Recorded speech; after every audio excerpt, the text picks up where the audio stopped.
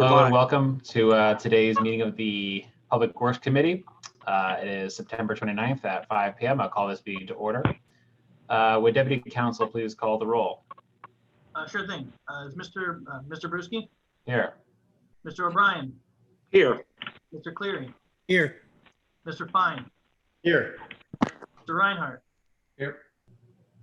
Mr. Peter? Mr. Peter is here. Mr. Peter is here. Mr. Bergdorf? Here. Mr. Purley? Here. Mr. Smith? Here. All present. Outstanding. All right, our first order of business is going to be approving the previous meeting's minutes. We have two sets of minutes, one from our post-public forum meeting and then one from our regularly scheduled meeting. Do I have a motion? Moved. Motion. Motion by Mr. Cleary, second by Mr. O'Brien. All in favor, say aye. Aye. Any opposed, say no. All right, that carries. Let's move on to current business, item number 2, which is amending the 2020 Department of Public Works budget for bridge inspection fees, repairs, Albany County Rail Trail, and County Route 9 slope repair project. Who do we have speaking on this topic? Hi, this is Lisa Raimondo. Hi there, Lisa. Hi. Yes, so we are requesting a budget transfer of $40,000 from our gas and oil line into our fees for services line to cover the cost of bridge inspection fees for our county-owned pedestrian bridges.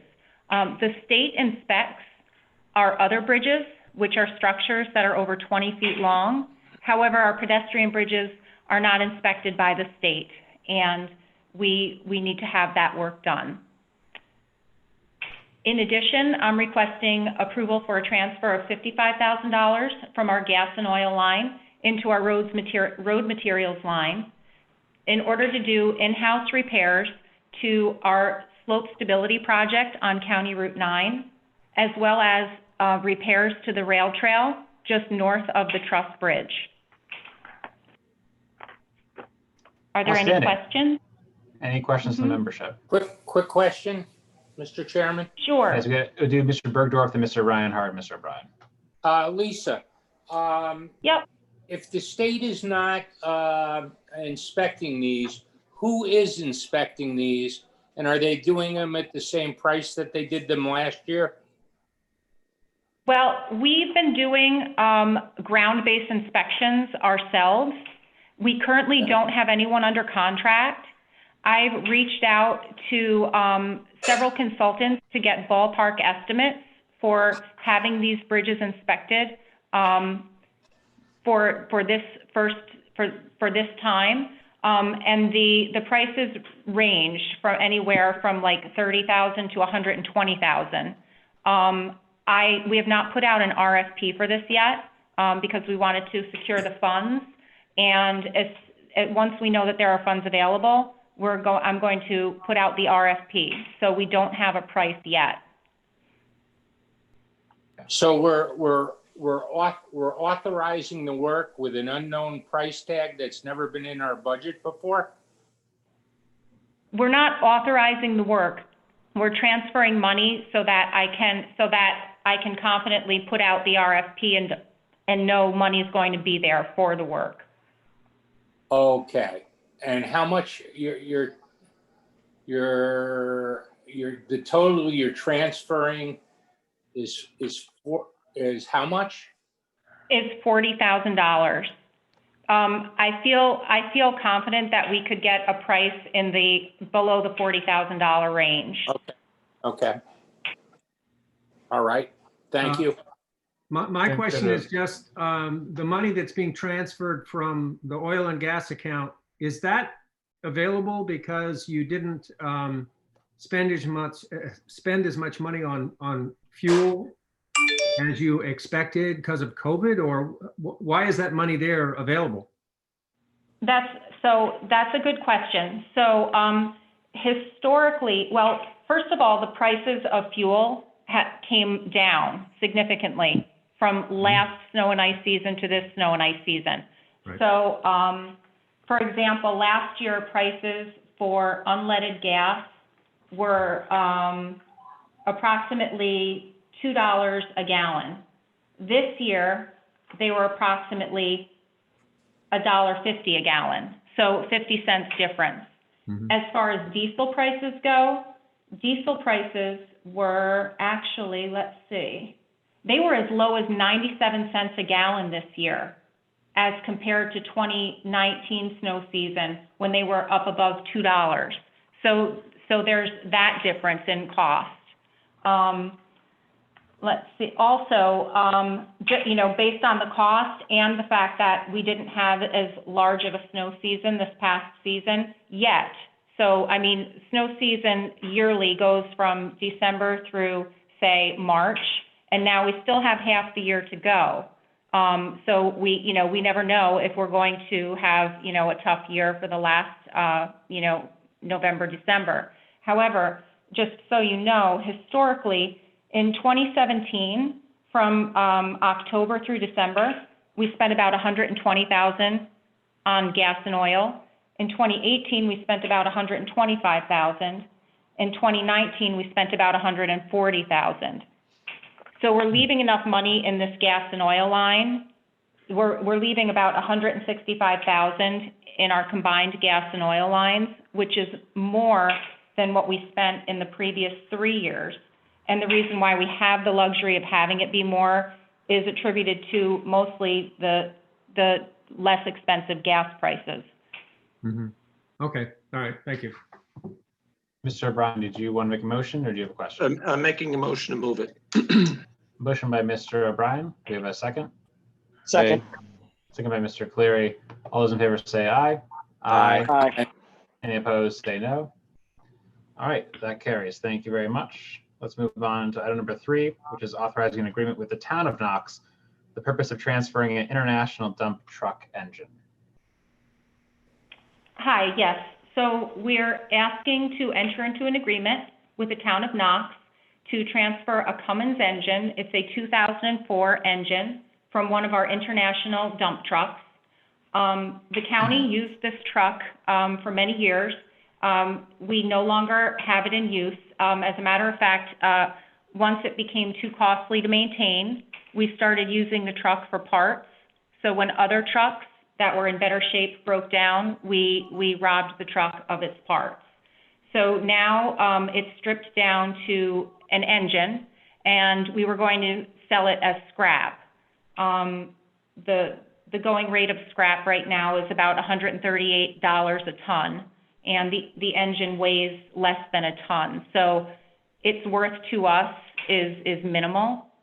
It so happens that the town of Knox is in need of an engine of this exact model, and we're requesting to enter into an agreement to let them have the engine in exchange for us having the ability, once they refurbish the truck that they're going to use the engine for, we can use it to haul millings from our projects that we do in Knox.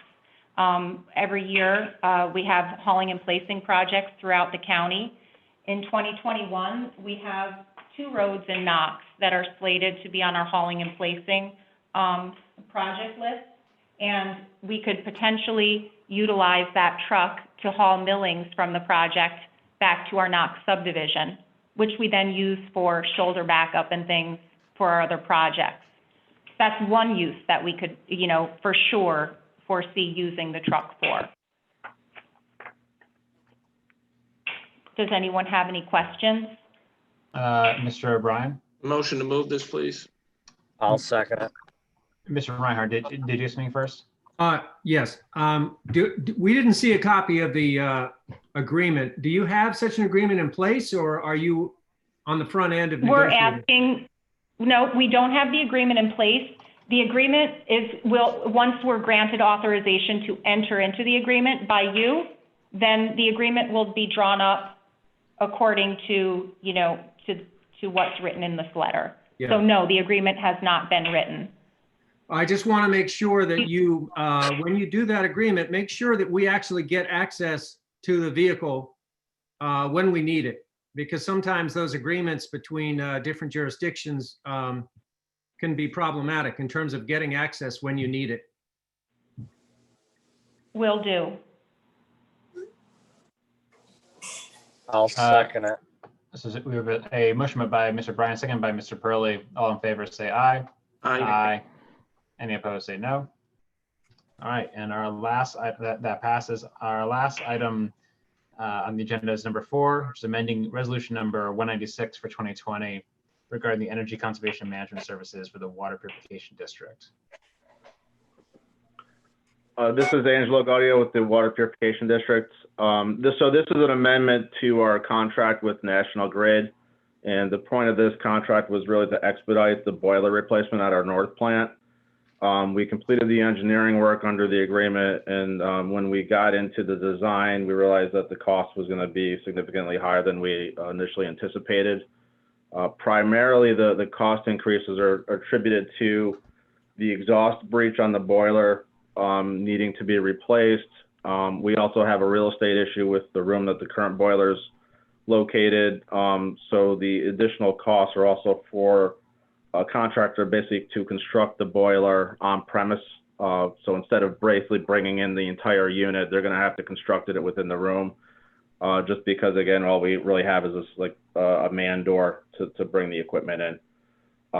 So that's the contract amendment, and then the transfer of the $500,000 is really to just accommodate the extra costs for the contract. So really the transfer and the costs are all tied to the boiler replacement. Standing. Mr. Chairman? We have a motion by Mr. Peter, or is it a question? Yes, that's a motion. That's a motion, Mr. Chairman, assuming no questions. Any questions? I see Mr. Reinhardt's hand up. Yeah, I got a few, sorry. First of all, this is being funded under the energy conservation agreement that we have with National Grid, correct? Yes, the work will be done through that contract, correct? Being a strong advocate for energy efficiency and energy conservation, I just want to say it bothers me a little bit that given that that's where the money's coming from, we're not seeing any estimate of the savings, which we ought to get with a new boiler. We're not, what I would have done normally if I'd seen what the savings were and understood sort of the energy economics of the deal, I would have said, okay, how many rebates are we eligible for under the National Grid program? But since we don't have any savings number, we don't really know if we're eligible for any. Well, I'll just start. Yeah, sorry to cut you off there, but this whole project was started because our boiler failed. So this wasn't replacement of an existing boiler that was operational, and it was done solely for the energy saving perspective. We had an existing boiler that's serving 4 of our buildings, which currently failed at the beginning of the year. So we were looking at this contract as a way to expedite that replacement. To your question on the energy incentives, right now we are getting just over $6,000 back on incentive money from National Grid through this. In terms of the actual sizing of the unit, the existing boiler was a 400 horsepower unit, and we're stepping that down to a 210 horsepower unit. So there's a considerable energy savings just within the unit itself. Unfortunately, Grid at the beginning of the year reduced their incentive monies, I think at the end of January, from $100 or $1.50 a therm to 60 cents. So the energy, or at least the rebate perspective, was reduced significantly, just unfortunately within the beginning of the year. So I think from January to February, Grid changed the incentive structure for the rebate program. So so that's why we're only limited to the $6,000 savings, even though we are looking at a significantly smaller size boiler. Well, I guess, but the point I want to make is that in looking at the material that was provided, I could have made an assumption based on not having the information that you just shared, that you were misusing this money, that you were not doing an energy conservation measure because there was no documentation of what that was or what the rebate was that you were going to acquire by doing this. So I would encourage you to, when you have an energy wonk like me sitting in the legislature, you got to make sure you document those things because I'm going to be paying attention. I want to make sure the energy conservation money is spent on energy conservation. and not just a one-for-one replacement of a boiler, even if it breaks all of a sudden. The other point I want to Understood. make in terms of the information provided is that what we really ought to be doing is procuring things like this on a life cycle cost basis, where we're looking at not only the first cost, but the operating cost. And without the numbers that I was looking for, you can't make any kind of an estimate as whether or not you are actually buying it on a life cycle cost basis, which really is the best way to buy energy using equipment. So that's one point. The other point I want to make is I find it a little troubling that you had an estimate of 225,000 only in June. And now only a few months later, you realize you can't fit a boiler through the door and you have to do all this other work. I would have thought that's something you would have recognized on the front end, not have to come back and do an amendment later. So I would only ask that you try to be a little more careful when you're making your first estimates of a project scope. That's all I have. Okay, thank you. All right, we have our motion by Mr. Peter. Is there a second? Second by Mr. O'Brien. All those in favor say aye. Aye. Aye. Aye. Any opposed, say no. All right, that concludes our item on the agenda. Do I have a motion to adjourn the meeting? Motion, Mr. Chairman. Motion by Mr. Peter, second by Mr. O'Brien. All in favor, say aye. Aye. All right. I declare our meeting over. Thank you all for tuning in. Stay safe, and we'll see you